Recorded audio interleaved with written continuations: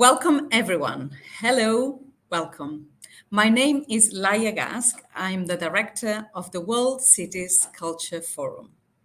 I am delighted to welcome you all to the launch of our new report in collaboration with the King's College London.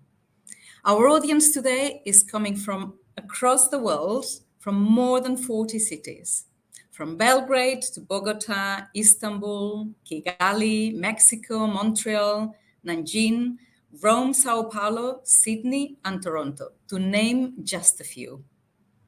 We have a packed session today, and here's how the session will run. Colleagues from King's College will present the key findings of the report, and there will be messages from 5 of our city partners.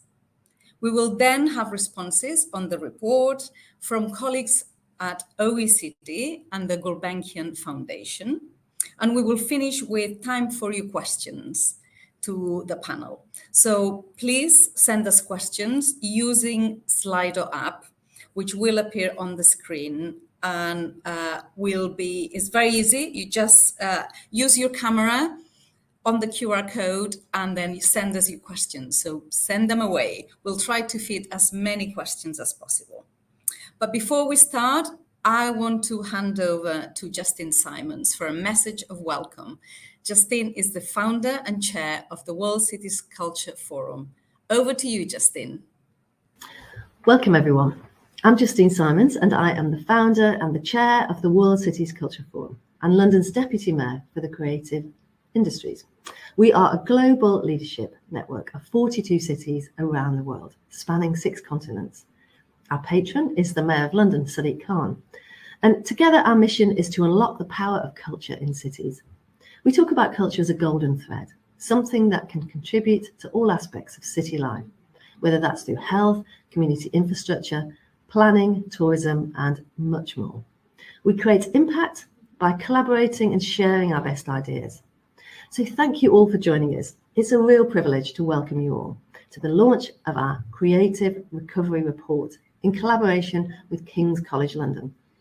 The report showcases the experiences of 40 cities responding to the crisis, from Austin to Buenos Aires, from Tokyo to Toronto. So what have we learned? That this really was a meta crisis. We've learned so many lessons which we must use to help us imagine the future of cities. We've collected an extraordinary amount of data during COVID as we all work to try and understand the crisis. And over the past year, the King's College team have analysed it, nearly 10,000 data points, close to 300 new policies, and 16 hours of recorded city exchanges. So it's very comprehensive. Now, our vision is clear. We believe that culture is the key ingredient for thriving cities. But the pandemic hit culture hard. There was a 73% fall in tourism and a steep decline in cultural participation. And today, this new report with King's College shows how culture was a key driver for city recovery. Culture drove tourism back, brought people into city centres, and creative jobs continue to grow. And this is true all around the world. The report finds that city leaders became entrepreneurs and innovators. They provided rapid response solutions, and some initiatives remain in our cities forever. However, we still face challenges. Some have said the impact on culture has been a bit like long COVID because of the enduring effects of the pandemic. So this report examines what are the challenges and how lessons during COVID can help us to shape the future, from improving working conditions for our creatives to making our cities more equitable, from a tourism that is kind to our cities to coming back greener. These ideas are not new, but they are brought into sharp focus by the long COVID effect. Finally, the report highlights the role of the World Cities Culture Forum and its value to bring cities together and share solutions. It shows a connected and dynamic network with leaders learning from each other across continents. Our role is to support our leaders, and that's why we've created a policy briefing with key findings and recommendations, which you can download from our website. The valuable lessons of this extraordinarily difficult time also brings a moment of opportunity for city leadership. The scale of the challenges brought by the pandemic exposed a need for government to reorientate. And culture is a critical tool. This is a golden opportunity. And that's why we talk about the long COVID for culture, because the job is not finished. So I hope you'll find this report and its findings an inspiration. Finally, I want to thank the teams at King's College London and King's Cultural Institute for their work on the report. And thank you to all the cities who took part in this important research. Thank you very much and enjoy the discussion today. Thank you so much, Justine. And now the moment we've all been waiting for, finding more in depth what are the findings of this report. But before I do this, I want to introduce all the speakers around this virtual table today. From King's College, London, Dr. Jonathan Gross and Dr. Lucy McFadzean. I wonder if we can see them on the screens. Hi, Lucy. Hi, Jonathan. I want to introduce also Luisa Havrovi from the Carlos Gulbenkian Foundation, who's joining us from Lisbon. And finally, Katia Trafkina from the OECD, who's joining us from Paris. Thank you all for your time and for your participation today. We'll be all talking together in a bit, but before we do this, I'm going to hand over to Jonathan and to Luisa and Lucy to talk us through the key findings of the report. Over. Thank you very much, Laia, and we're very delighted to be here today. Hello, everyone. As Laia says, I'm Jonathan Gross, and this is Lucy McFadzean, and we are just 2 of the 7 researchers at King's College London who have authored this report, and we're really pleased to have this opportunity today to share with you 5 key findings and 5 implications for the future from this research. And the first thing to say by way of introduction is that, as you can see, the report title poses a question, creative recovery, but in fact it poses 2 questions. We have been interested to ask, has the creative sector recovered, but also, has that recovery been creative? What have the characteristics been of the process of recovery? What has been new? What has been different? And as a second point of introduction, I want to pick up on a phrase that Justine used in her talk just now when she referred to the meta crisis. People refer to COVID as a meta crisis, meaning that it wasn't just a public health emergency. That public health emergency made visible and interacted with pre-existing crises of environment, of economics, politics, and society. And this really comes through in the data and our analysis. So as we go through our key findings, you can think of it in that context, COVID as a meta crisis. And we're going to go through our 5 key findings now with the help of 5 city partners who have recorded videos. And after that, we'll then move into our 5 implications. So let's go to the next slide, please. So our first key finding, through our analysis of the data, we see 2 broad phases of policy response. Firstly, mitigation, in which cities were addressing the acute effects of the crisis. And secondly, recovery, when it was possible to think longer term and more strategically. But an important point to make is that some of the mitigation measures formed the basis for new ways of doing things into the longer term. And as some illustration and indication of this, 7 in 10 of our survey respondents from the partner cities of the World Cities Culture Forum told us that they intended to continue policies and projects adopted during the pandemic beyond and into the future. So we can see an example of this in our first video from Buenos Aires. So let's go to hear from Enrique Avogadro in Buenos Aires now. Hola, greetings, saludos desde Buenos Aires. The COVID crisis had an enormous impact in our city. The cultural and creative sectors suffered the consequences of a very long lockdown that resulted in the loss of 1 over every 3 jobs and a loss in turnover as well, which is calculated to have been 4 times bigger than the average loss of the local economy. Still, in many ways, the crisis was an opportunity. As outlined in the report, the pandemic led to new kinds of public consultation, co-design, and co-production. In our city, we worked side by side with the cultural sector to design our response to the COVID crisis.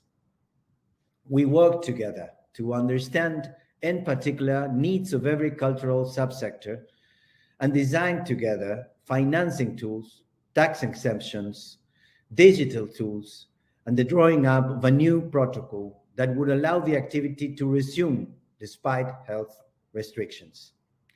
During this collaborative process, it was key to emphasize an active listening from the public sector and building trust-based relations with all stakeholders. In this sense, we were careful to meet with a wide range of cultural actors. Nobody was left aside, and spent enough time to understand their special needs and demands, even when some of them were clearly out of our reach as a local government. Honesty was crucial for our work together, and it has allowed us to build a new relationship with the cultural sector that is probably the most positive outcome of this crisis. Proximity is the key to creating sustained public and private partnership. Thank you very much. Thank you. And the next slide, please. So we see in Buenos Aires how the crisis led to new ways of working between the city culture team and the cultural ecosystem within the city, institutions, communities, networks, individuals. And this illustrates a key thread running through the report, which is that the pandemic saw urban cultural policymakers experimenting, iterating, and innovating in how they support culture within their cities. And a message that we heard strongly from some cities was the desire to be able to continue doing their work with that greater freedom to try things that they experienced during this time. So let's now go to Austin and hear from Megan Wells about some of the ways of doing things that developed there during the pandemic. Here in Austin, we shifted our perspective to view the pandemic as an opportunity to support and show up differently for the creative and cultural community. We reduced barriers to entry to our relief programs by requiring less paperwork and receipts up front when we required funding. We allowed more geographic and demographic participation to broaden eligibility for funding. We eliminated matching funding as requirements of our grantees. We worked with third parties and partners outside of the government to make sure that our payments were being issued faster and easier. And we took, finally, and more importantly, a deeper look at how we could make equity and access a permanent part of our approach to serving the community. In short, we wanted to work smarter and not harder, and we wanted to focus on serving those most vulnerable first. We knew that transformative change does not happen overnight, but the silver lining of the pandemic was that we leveraged a rare opportunity to take risks and make a bigger difference in helping our creatives than ever before.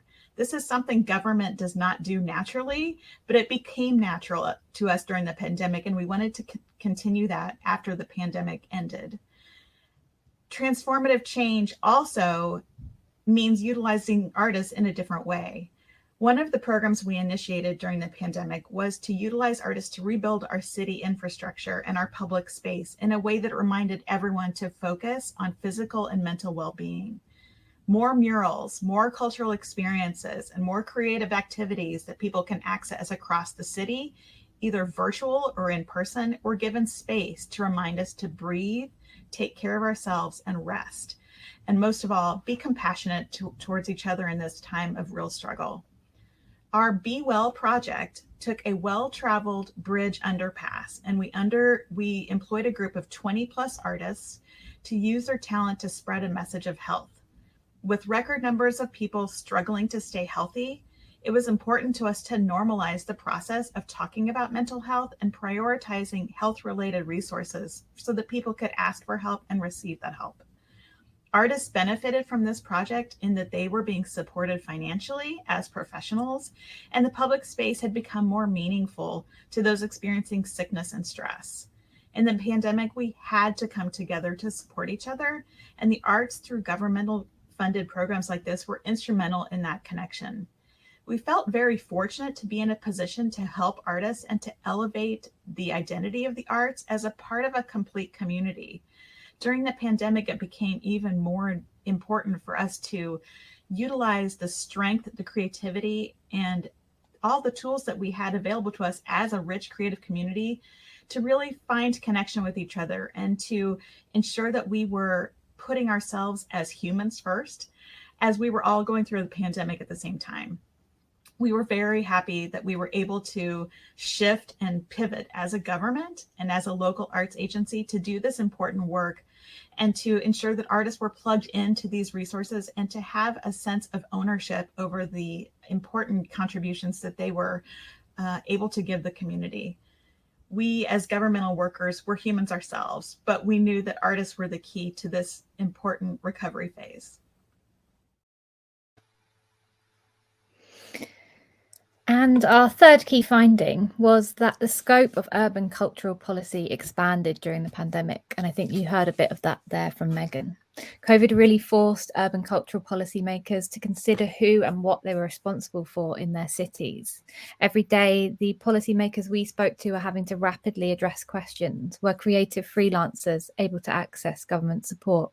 Was minoritized and grassroots community culture being supported alongside the big arts institutions? As city centres emptied, were cultural resources reaching right across city neighbourhoods and communities? And this raised important questions about the role of cultural policy in cities and the needs it fulfills. And the policymakers we spoke to really stepped up to the plate, expanding our ideas of what cultural policy could do and is for. I think one really clear example of this is in the way that cultural infrastructure of cities became spaces of care during the pandemic, pivoting to become food banks and vaccination centres.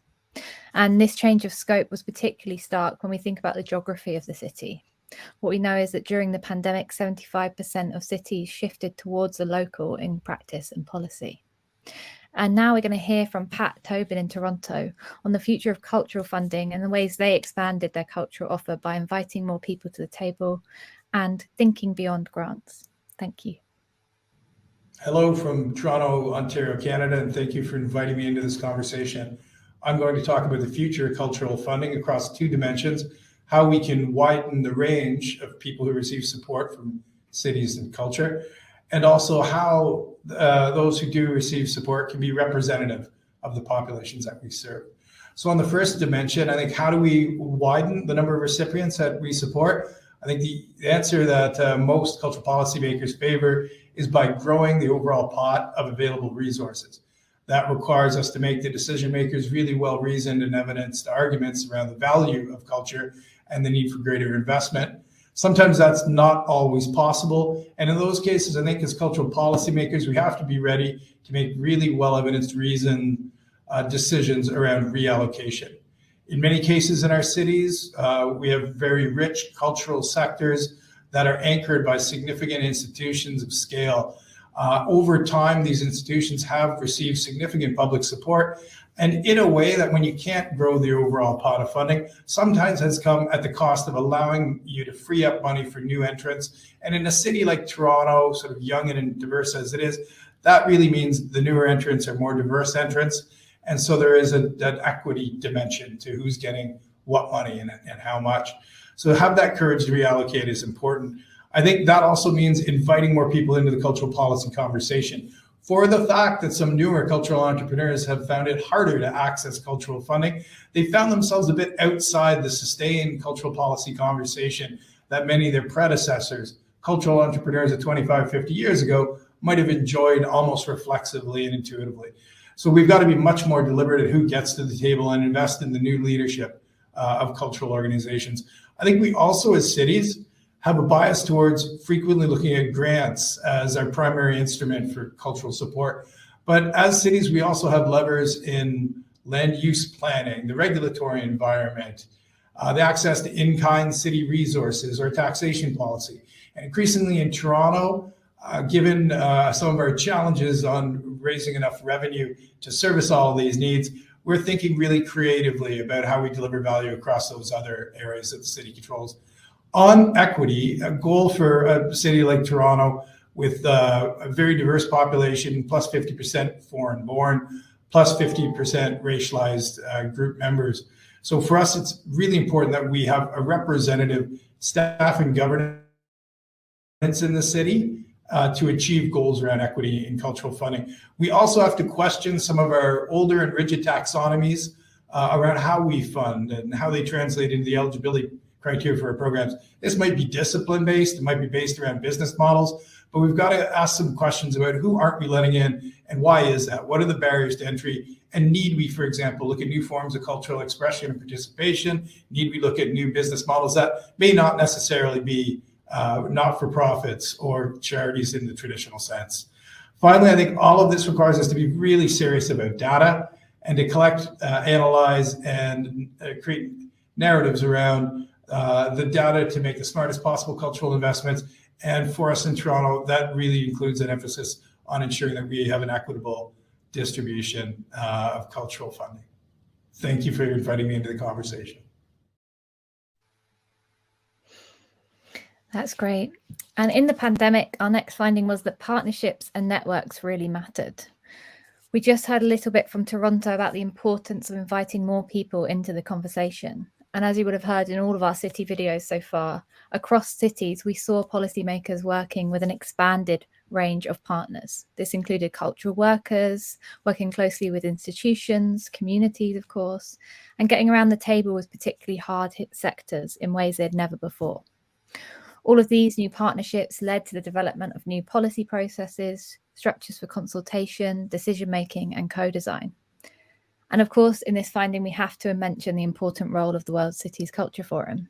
We found that the forum really helped cities respond to challenges arising out of the pandemic and to think beyond the immediate and into the future, something we know wasn't always that easy to prioritise in the midst of COVID. And in chapter 2 of the report, we go into this in a bit more detail. And now we're going to hear from Tommaso in Milan and the important partnerships they built between the city, artists and citizens. Hi, everyone. After COVID-19 lockdown, one of the challenges Milan had to face was about public engagement within the cultural sector and how to be more inclusive in spreading culture throughout the multi-faith communities living in our city. So in order to overcome challenges and to implement the creative recovery plan, my city, Milano, developed several strategies, policies, mainly promoting the collaboration and the engagement, the development of temporary and interdisciplinary projects, and the involvement of the artist community in the planning process. First of all, one of the key strategies to identify new opportunities for culture in the public realm is to promote collaboration and engagement between city administration, artists, and the local community. So to involve all the cities, socially speaking, geographically speaking, and to put all the different areas of a city like Milano in the building process of the cultural rebirth of the city of Milan. Just to make an example, we now can rely on a trees library project. It is one of the green areas in the center of Milan. BAM is the name of this cultural project, and is a way also to develop a new creative cultural productions, and is a good example of how the city is changing and trying to involve all the communities in different places that did not exist, let's say 5, 6, 7 years ago.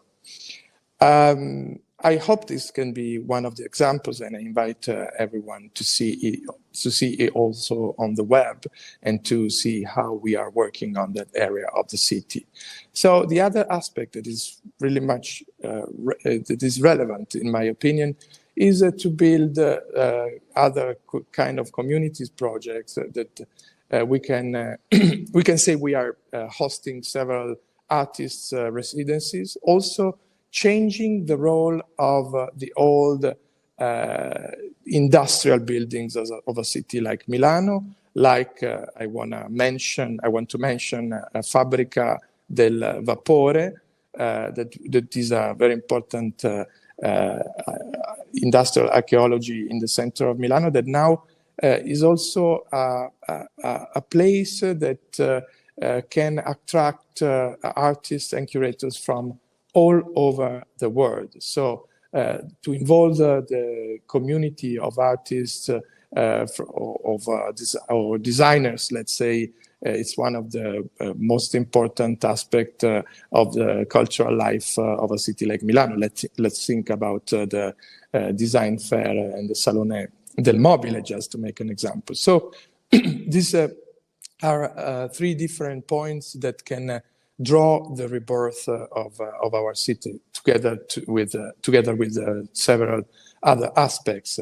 But involving international communities is one of the key challenges we are working on. So thank you so much, and I hope this example can be something relevant for the debate of this important symposium. And I'm really curious about listening other testimonies in the morning. So thank you so much, and ciao from Milano.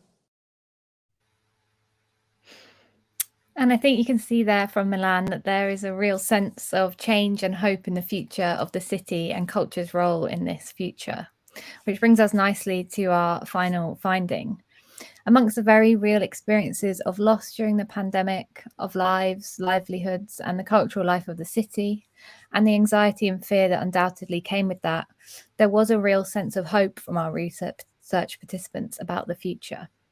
2/3 of our survey respondents felt that the cultural sector would be better off over the long term, and we can attribute this to these new connections made within the city, the policy experimentation, and the opportunity the pandemic presented to imagine doing things differently with and for culture, which I think we've seen in all of the videos today. There's an image here from Los Angeles, but now we're going to hear from Tokyo, who I think exemplify this journey of both loss and hope, as they say, and as they say in their video, never giving up on culture. As you know, Tokyo 2020 was postponed for the year due to the COVID-19. Tokyo Festival, which was organized by the city of Tokyo as a part of Cultural Olympiad, was also decided to be postponed in April 2020. Since then, the festival was focused on how to realize it during the COVID-19 pandemic. I would like to share 4 essential points from my experience. The first is that we never gave up making the festival happen. Artists and organizers lacked their brains to implement the program in the form as close to their ideas as possible, with repeated review, making the switch to online, or making it with social distance in venues. The second is that the number of audience is not always important. To avoid crowding, we could not encourage people to participate in the cultural events, even in outdoors. Even so, there were many projects that left strong impressions on those who witnessed them. In fact, many messages were posted on the social media expressing their joy, surprise, and appreciation. For example, I think it's great they did it here. Tokyo hasn't been tossed aside just yet. Third, the challenges and obstacles brought us a new discoveries, such as the creation of a new method of appreciation and experience by incorporating the new technology. When events held online, they are not exactly the same as real events, but it makes it possible to reach the overwhelming majority of people across borders and time zones.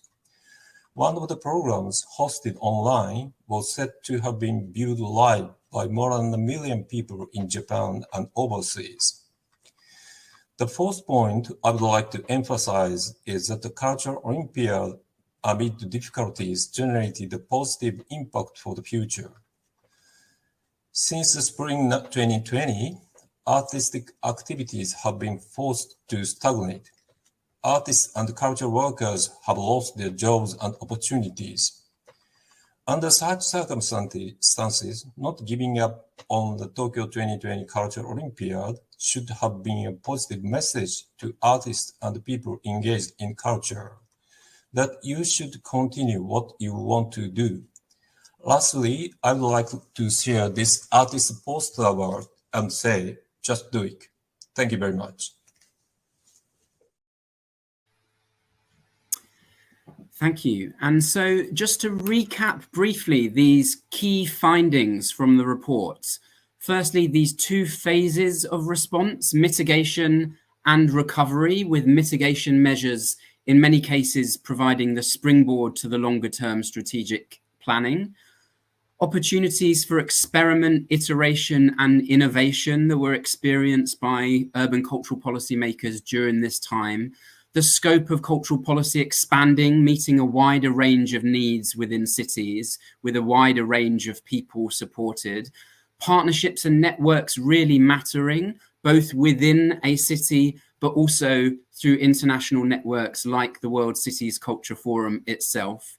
And then finally, we saw through this research that amidst many kinds of loss experienced within cities, that there was also hope. And here we're talking about hope in part as a concrete practice of developing positive visions of the future. So you can read about these key findings in the executive summary and of course throughout the report. And let's go to the next slide, please. As should be clear by this point in the event today, this research is concerned not only with what happened, but what the implications are for the future. And as I've indicated already, we heard from our partner cities within the World Cities Culture Forum that they really wanted to take the positives from these experiences, some of these opportunities for doing things differently, and to take those forward in how they support the cultural life of their cities in the future. So let's go to the next slide. And in chapter 3 of the report, you can read in detail our analysis of some of the conditions that make it possible for urban cultural policymakers to creatively imagine and develop new futures. So we explore those in depth in chapter 3, but we also summarize them in these 5 points in the executive summary. And the first condition that enables policymakers to imagine the future creatively and in new ways is to extend time horizons. So in other words, during a time of crisis, it's understandable that the short term looms large and it can be difficult to think far ahead. But this can also be an experience outside of times of acute crisis due to the political cycle, electoral cycles. So actually creating the room to think further ahead is key. And one of the ways that we heard that policymakers can do this is through cultivating supportive networks and partnerships through which ideas can be shared and the room can be protected to do some imagining together. Lucy, over to you. Thanks, Jonathan.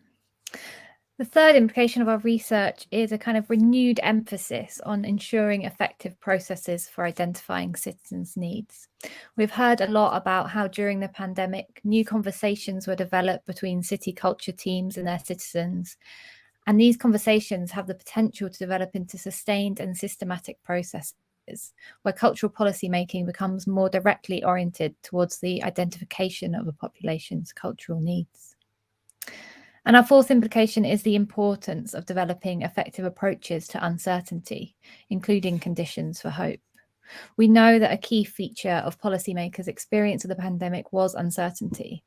And we saw in the data and from Tokyo today, many of the approaches taken to address this, such as scenario and contingency planning and working closely with key partners. And as well as these practical approaches, throughout our research, we saw cities' cultural policymakers taking deliberate steps to create conditions in which new positive futures could be imagined and worked towards. For example, and I think we saw this from Megan today, even during the most difficult times of lockdown, culture teams were commissioning public artworks to show their city's continued life and creativity. And then fifth and finally, we need to remember what was possible. We need to ensure that the experiences of this time of crisis are not forgotten. This includes new policy agendas and priorities, the future of the public realm, or the precarity of cultural workers, but it also includes the ways of working from during the pandemic. We've seen that urban cultural policymakers can, when given the tools and resources, rapidly and imaginatively meet the needs of culture and citizens. Now we need to work to ensure these lessons are not forgotten, that learnings are taken forward, and we hope this report is one step in documenting and learning from this period with a view to the future. And then just to our final slide, please. We just want to extend a huge thanks to all partner cities for their input in this research. And of course, as well, to Laia, Catherine, Wendy, Isabella, and everyone else at the World Cities Culture Forum, and to Kim Wide, who also helped with this event today. We also want to extend our thanks to Laura Lambil and the King's Culture team, our funders, the King's Together Multi and Interdisciplinary Research Scheme. And the link to the report is now live in the chat, or was 10 minutes or so ago. And we look forward to really hearing your comments over the next few weeks and discussing it more in today's conversation. Thanks so much.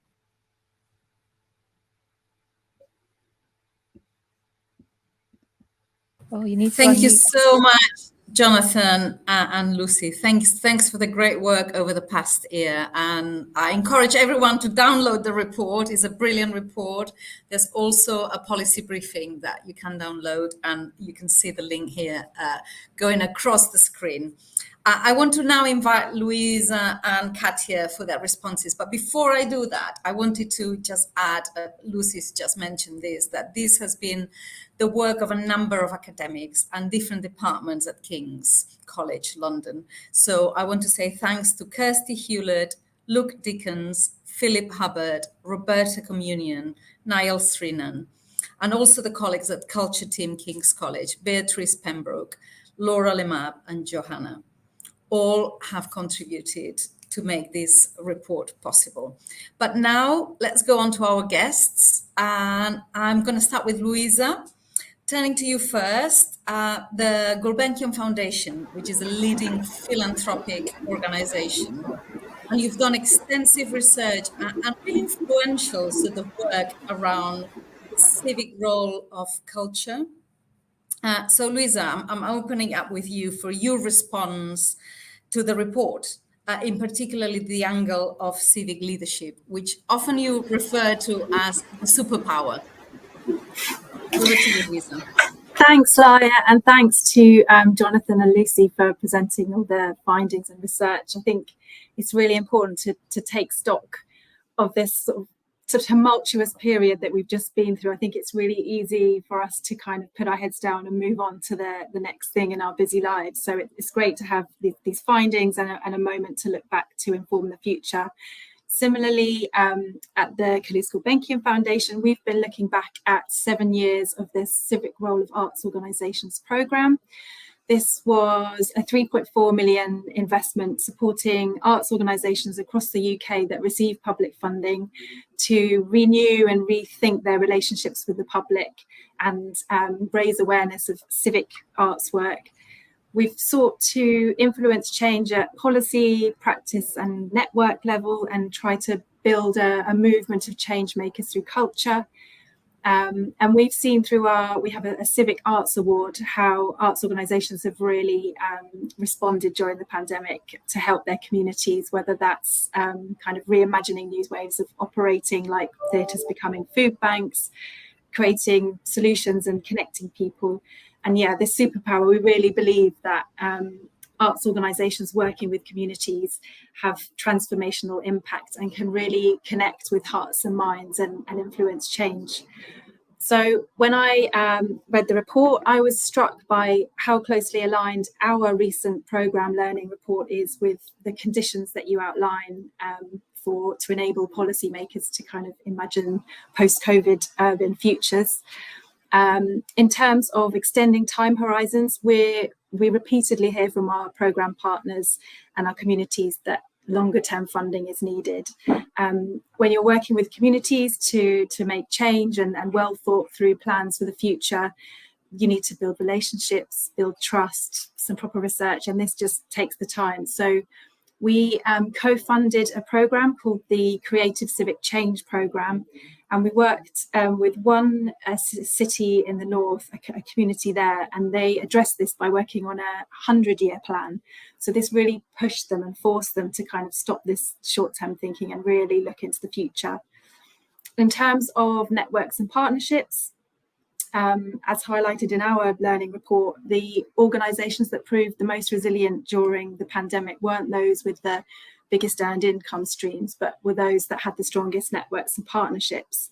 So in our work moving forwards, we're looking to see how we can kind of widen that and broaden it out. So it's not just partnerships within the arts sector, but the wider social infrastructure, whether that's libraries, parks, health, social care, a kind of more holistic approach. And then in terms of identifying citizens' needs, this really sits at the core of our work and our new equity programme. Again, as outlined in our report, a kind of a shift from diversity and inclusion to equity means considering not just who and what places are involved, but how and on what basis. So we're supporting programmes that are really trying to shift power to the community and are citizen-led. And some other areas identified for us to work on in future, besides equity and partnerships, like your report is outlining, is co-creation, climate justice, and generational shift. Thank you so much, Luisa. I just wondered whether you could expand a bit. You know, we talk about civic leaders as entrepreneurs. The report looks at, you know, city leaders were innovating, were adapting, were being entrepreneurial. And like Pat at Toronto mentioned, how do we ensure the next generation of leaders have got those skills? How do we prepare, you call a generational shift? I wonder if we can expand a bit more.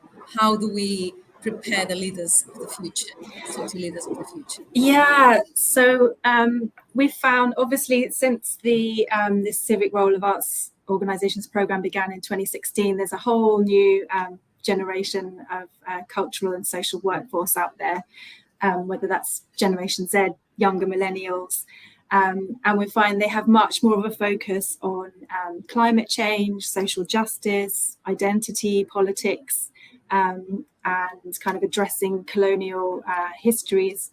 Not to say that the older generation doesn't care about this as well.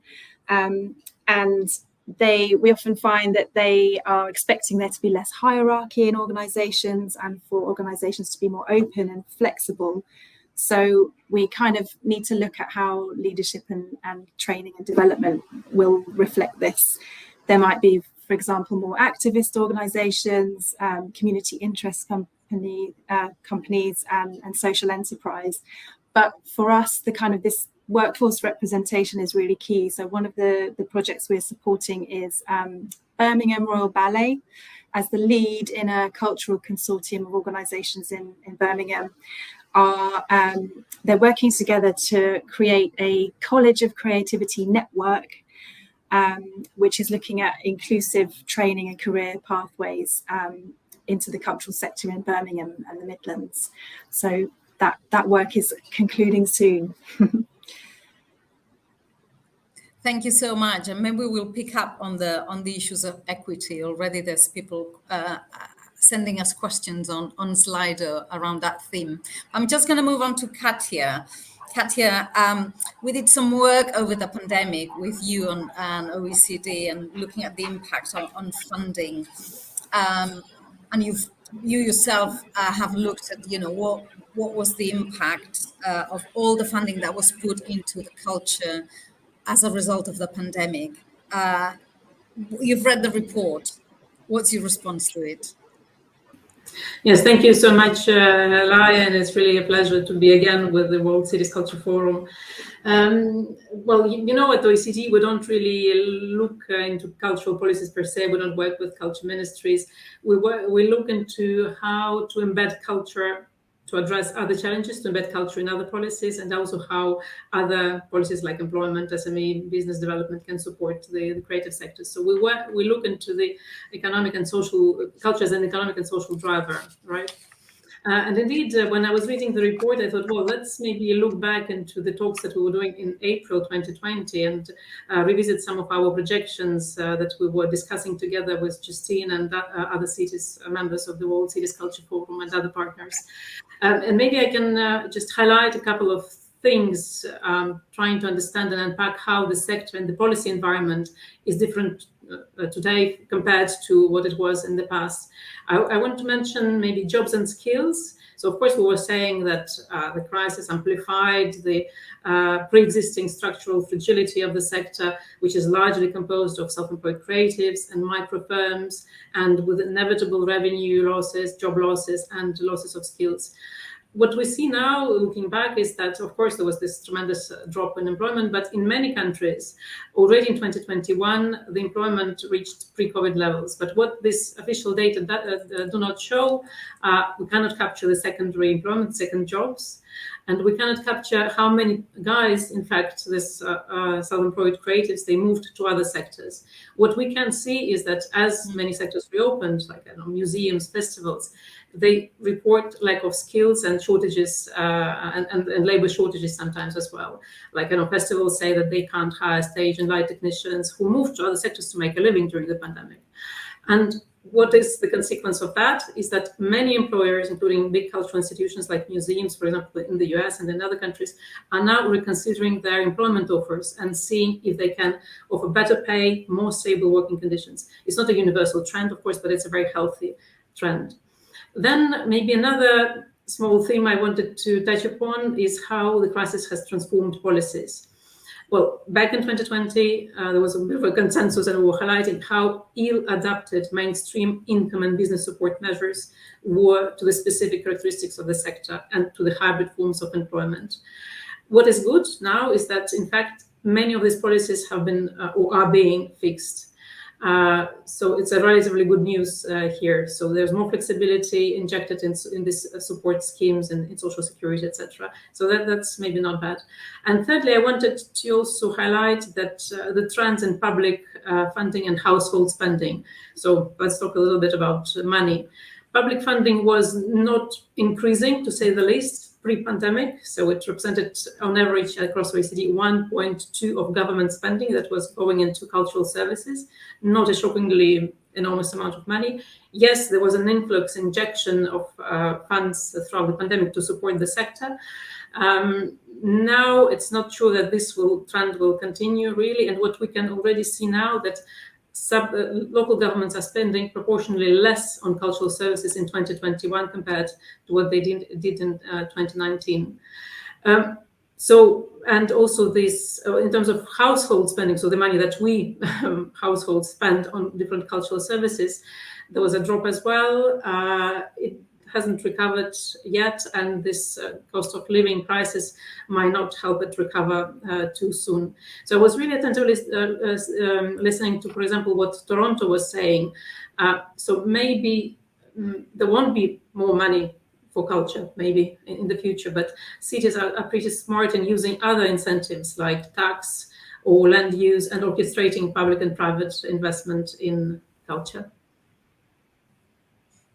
Yeah, that's really interesting. I mean, you've touched on the sort of the job exodus that we saw as a result of the pandemic, the skills shortages, the fragility of the workforce, really. So how do we respond to that? And at the same time, we've got the sort of the diminishing public spending. There was an injection during the pandemic that's no longer there. And at the same time, the public spending is not up to what it used to be before. So it's a bit like a ticking bomb. So what do you think the response from cities and from city governments at policy level should be? How do we arm ourselves with these challenges? Well, we already see that many cities are, well, of course, they're very smart, and it's really great to hear all these responses that have been put in place, including in Toronto. And we see it also in Europe, that cities are becoming smarter in terms of how they shape and really orchestrate this public and philanthropy investment into the areas of most impact. So they have instruments to do so. Maybe when we're thinking what cities are doing now, what would be the priority areas that well, many already mentioned, but I would like to mention maybe two. One is the resilience of the sector itself. So finally start addressing the job quality in the sector, the gender gaps, the problems with a fair income. So this means a lot of things. This means continue to fix some of the policies, etc. But it also means investing in evidence and data to track the health of the sector and to track your progress in fixing problems. So that's and we're also very happy to support cities in doing that. Then secondly, finally, there is a window of opportunity to embed culture as part of solutions to bigger challenges, be it post-pandemic, health, well-being, climate change, innovation. So I think what was evident to the cultural sector and cultural policymakers always now became evident to policymakers beyond the cultural sector. So they, like museums by prescription, is not anecdotal anymore. What we need to do now is to show how this can be done. So, for example, think about a local employment service or a school or a hospital, a school with high dropout rates. Do we know how cultural intervention can help this school? So I would say what can be done now is pilot, evaluate, upscale, and mainstream. Invest in pilot projects, determine what works, and to avoid the superficial recipe that culture is good for you. Understand how specific interventions can address specific problems, and then seek to upscale and mainstream. Obviously, this is not easy. Several disciplines, several policy fields that need to be brought together, etc. But this is maybe one of the things that is very important. So moving from projects to upscaling and to mainstreaming, and also ensuring minimum level of cultural services, like public good, like health, security, road safety as well. So here are a couple of answers. Yeah, that's good. I mean, you touched on the importance of data in order to track progress. If we look at job quality, if we look at more job security, how we track that process. And then your point about from pilot to mainstream, we need to start mainstreaming. We can't just go from project to project to project. It needs to be embedded, systemic embedding of culture in other policy areas. You've said health, social prescription. There's a lot of very interesting pilots, but I mean, maybe I throw it up to the panel as well, to everyone else. How do we mainstream from these pilots? I want to give the opportunity, Jonathan and Lucy, to come back to these responses from Luisa and Katia, whether you've got something to that they've said that sort of you want to respond to, you want to comment or build on. Jonathan, Lucy. Yeah, thanks so much, Laia and Katerina and Luisa. Yeah, lots of resonance there between your reflections and where we found ourselves with the findings of this report, including, I was really reflecting when Luisa was speaking about sort of relationships and trust, and we know that this is what gets people through times of crisis, individually and collectively, and I think we heard this strongly in our research. And Luisa, I think you were pointing towards that in the work that you're doing as well. And this notion of the 100-year plan, I think is very, very fascinating. And what might be the practical steps that could be taken to give scope for the longer term planning, and which decision makers can support that with what types of funding, for example. A couple of immediate responses there. And then around data, we heard very interestingly from some of the cities that they collected data in new ways because they had to during the pandemic. And in a sense, the pandemic accelerated their knowledge of the ecosystem that they support. So it will be interesting to see what the legacies are of that. Lucy, I don't know whether you want to sort of respond to any of the comments in addition? Yeah, I just wrote a couple of things down. I just thought, Louisa, I thought it was really interesting when you were saying about the next generation of kind of civic and cultural leaders want institutions to be more open and flexible. And I think we really saw that during the pandemic, that it was almost forced upon institutions to become more open and flexible in so many ways. And that includes kind of city governments as one such institution. And I think what we can reflect on the pandemic period is that it really generated quite amazing results, not both in terms of like who was reached, but also like in terms of people finding like a new kind of love and life in their job and role as policymakers, which I thought was kind of a really important outcome. And I also thought, Katia, it was really interesting that you mentioned the kind of lack of skills and labour force in the reopening. And we definitely heard this from our cities as well. And I think what we realised is like this more ecosystem approach to culture was really necessary. It's like not thinking about every single layer, and that was really highlighted in this kind of like, oh, we've got a festival, okay, but now we don't have the staff we want to kind of staff this festival, and that they're a really important part of the cultural ecosystem too. So it's great to kind of see how everything resonates across. Thank you so much. I'm going to bring, there's some questions on Slido. Keep them coming. You can just scan the QR code and then send your questions.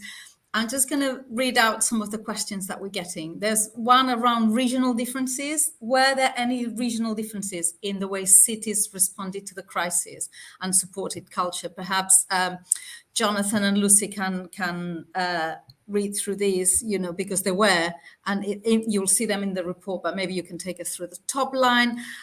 There's also a question around how we ensure that support is equitable and not just distributed to those who understand how to access the funding system. I think that's been mentioned in a couple of the videos as well. So how we distribute the support in an equitable way. And then a question on, given how agile cities are, should they get more power, especially in time of crisis? Can I start with Jonathan and Lucy on the regional point, and then maybe sort of Katia, Louisa, if you have comments on the funding and whether cities should have more power. Jonathan and Lucy. Thanks. Yeah, thanks very much for this question. So in chapter 1 of the report, you can read some analysis that provides regional insights with regards to the data. And there are some trends. There are some types of policy response around, say, training and skills that we saw particularly prevalent in East Asian cities. We saw lots of emphasis on equity from North American cities, for example. So there's more detail there in chapter 1 with some dimensions of regional emphasis. But I would also say that there's plenty of commonality as well. So I don't think there's a strong story of big regional contrast, but it is more a story of commonality. Lucy, I don't know if you want to supplement that response. No, I think that provides a headline, and then yes, you can read more in chapter 1 particularly, and you can see also 6 case studies which go into depth across 6 cities, which will give you some further sense of how things were done in distinctive ways across the network. Lai, what was the second question we were going to look at? Well, there was one about distributing the funding in an equitable way. How do we make sure that, given the shortage of resources, that we make sure that the funding reaches everyone in an equitable way? So it's not just the usual suspects that get the funding all the time, that know how the system works, that can access city governments, but how the pandemic showed us that we could reach wider groups. How do we sustain that? Mm-hmm. And maybe, you know, if Louisa and Katia want to come to that as well, what are the ways that we can sustain that and make it better even?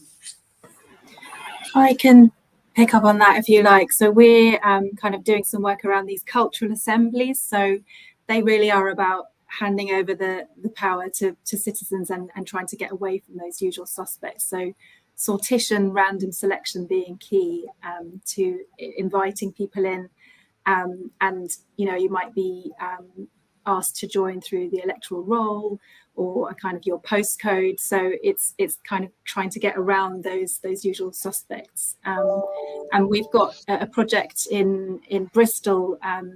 There are 3 organisations together: Citizens in Power, Trinity Community Arts, and St Paul's Festival, and they are looking at developing a citizen-led cultural strategy for Bristol and the Southwest, and potentially completing an application process for the City of Culture in the future. But as you were saying in your this kind of need to extend those time horizons, the kind of usual format of a cultural assembly is over a few months, and so we're kind of looking at how can you expand and lengthen that process to have a really citizen-led decision-making process. But yeah, the sortition and the random selection is key there. No, it is such a complex question, right? And it will be so interesting to really hear and learn from the cities, from your cities, how they address this equitable funding, because there are so many elements there. One element is working on opening access to other budgets, like educational budgets or social inclusion budgets for cultural institutions, right? So if we say that culture can change things, then money should follow, and recognize this role, so open these budgets. Then, I mean, there are reasons why big cultural institutions are receiving this funding. If you are a regional government and you have many cities, some remote cities, a capital city of your region, not necessarily national capital, what is the principle that would guide your funding? Is it the proximity and the access to culture, equal access to cultural services across the territory, or is it really supporting your big museum which has like heritage of national or international importance? You don't have enough money to support that. So what would be guiding your decisions? And then there are not just financial means. You can use other instruments to try to address this, conflicting objectives sometimes. And then there are also, when we haven't mentioned so much the grassroots culture, right? And maybe again, this is not only about funding, about giving money to them, but it's about giving space through subsidized rent or subsidized housing for artists or something like that. So money is extremely important, of course, but cities have many other instruments that can help address different needs in the sector, I think. Probably. That's really interesting. You're right. It's not just the money, it's other levers, incentives, access to space, access to business development support. There's a lot of other ways that cities can use their levers to support culture. And I think your point about how culture then accesses other budgets, the health budget, the economic development budget. So we're not just working within one budget envelope, but sometimes we say we're infiltrating culture into other agendas to deliver other sort of departments' agendas. Just seeing another question here around someone saying recovery often implies that we're addressing an issue that has already occurred and is reactive. And I would say that's probably right. During the pandemic, we were being reactive, but how the person here is asking, how can we instead cultivate a proactive, creative strategy to avoid this? Can we be more proactive rather than reactive? And where we should put our efforts? Louisa, do you want to come into this? Gosh, it's a big one. Sorry. It is, no, and I suppose like this 100-year plan that it's Stoke-on-Trent, a city in the north. It's that when you're in the moment, crisis, panic, if you can force yourself to think, okay, what would life be like after this? It kind of removes the conflict, the ego in the room. But it's a good question, and it's trying to carve out the time to do that. I'm not sure that's the best answer there, but yeah. Well, so you're saying we should be having 100-year plans. We should be looking at the sort of the long, really long term, and plan for long term, much longer term strategies beyond political waves, beyond sort of different systems. We've got to think the long game. Can we do that? Can cities do that? Can we be as proactive? I mean, definitely at the community and local level, this is happening. They were inspired by, they lived near a design landscape by Capability Brown, who was kind of planning for 200 years in the future. So they were kind of inspired by that. Why can't we do the same? But you know, our everyday lives, I know it's easier to say than to do this. Yeah. Yeah, that's right. It is easier said. I want to go back to one of the questions, which was around, should cities be given more powers, particularly in times of crisis? Katja, I don't know if you want to come into that. I know OECD works at national level, but you're in the department that looks at regional and cities. What's the debate between the federal, the national state, and the cities? Of course, as being the World Cities Culture Forum, we think all power to cities. But I just want, if you want to come in, sort of, what's the word? What's the mood? Yeah, no, it's really difficult for me to say give more power to the cities. OECD says give more power to the cities. So it's politically we can't really say this, but and yeah, of course, it's a matter of every country, the decentralization, the recentralization, and how much power you devolve to regional levels, and what is the capacity at the local level to absorb. I mean, these are the usual arguments. And in the UK, it's so interesting to also look into how powers are devolved at different pace depending on the capacities. But clearly, well, cities were at the forefront of dealing with COVID, not only in terms of supporting the cultural and creative sectors, but across and providing health responses and etc. So, and many of them demonstrated how effective they were, not just alone, of course, as a public sector, but how able they were also to work together with the social economy, with the private sector, with the health sector, etc. So I mean, with to support people throughout the pandemic. So it's quite a justified question. So what's next? Yeah. So they really passed the test, and so what's next? That is quite I would say no more. Thank you so much. Well, we're getting to the end of this session. I'm just going to go around all of you to give us the final sort of, what is your final top tip if you are a city leader working in culture in a city? What would be your top tip? What should we be looking at? What should cities and culture in cities be looking at next? So I'm going to do a final round. I'll start with Jonathan and Lucy, and then Katja and Louisa. Okay, Jonathan, thanks, Laia. So the final two sentences of our report go like this. They say, so has the recovery been creative?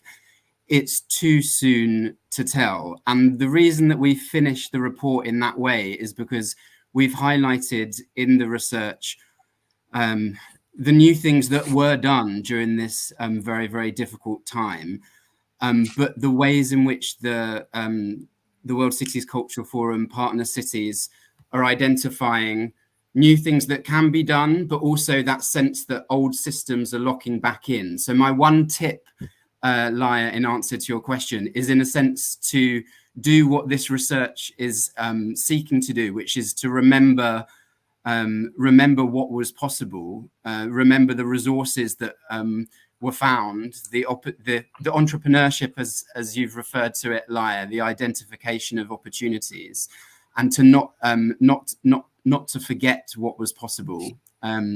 So maybe, as Louisa was saying, that kind of pause for reflection is part of how new futures get created. So that would be my one suggestion in the spirit of the research. Thank you.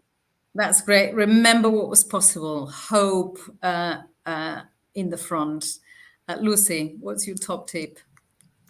I think probably for me, the biggest takeaway from the research personally was this kind of like doing things differently, the kind of really expanded like ability to do new things with culture in cities that came during COVID, and like the emotional implications of that just for everyone involved.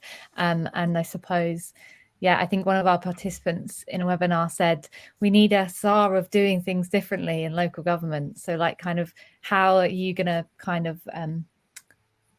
spearhead, to use a very kind of entrepreneurial term, how are you going to spearhead that doing things differently across all levels of government? That was my kind of big takeaway. That's great. So continue to experiment, do things differently, appoint a czar of doing things differently, as one of the cities suggested. Not my own idea. Don't want to take that idea. It was Austin that suggested this. Always so creative. Katja, what would be your top tip? Yeah, maybe two. Well, I'm always amazed. You can do. You can have two. I'm always amazed how effective you are in the World Cities Culture Forum in finding solutions and really providing this space for informed collective discussion among your members, among cities, and so useful for them and also for us when we have the chance to be at your meetings. For me, maybe what's next that is important is really it's now really the time to start embedding culture as answer to bigger problems and bigger challenges. So let's learn how, and let's really focus on that. Great. So embedding, we call it at World Cities Culture Forum, we call it the golden thread. Culture can deliver to all of those different agendas. So how do we mainstream it? How do we go from piloting and projects to mainstream it? Thank you. Louisa, what's your top tip? I think for me, it's this question of shifting power and trust that Jonathan was talking about. So if you allow this kind of citizen leadership, and I think often when we're funding projects, we're obsessed with impacts and outcomes, and where we have tried to do some innovative funding and kind of let go a bit and hand over power. There's been some amazing results, quite unexpected outcomes that are better than what we would have set out to do. So it's that trust the process, trust each other, and shift the power to citizens where you can. Thank you. Very good advice. Power sharing, trust-based funding, trust-based relationships. Really good. Very good. All very good advice. So I think we'll wrap it up here. Thank you all for attending this session.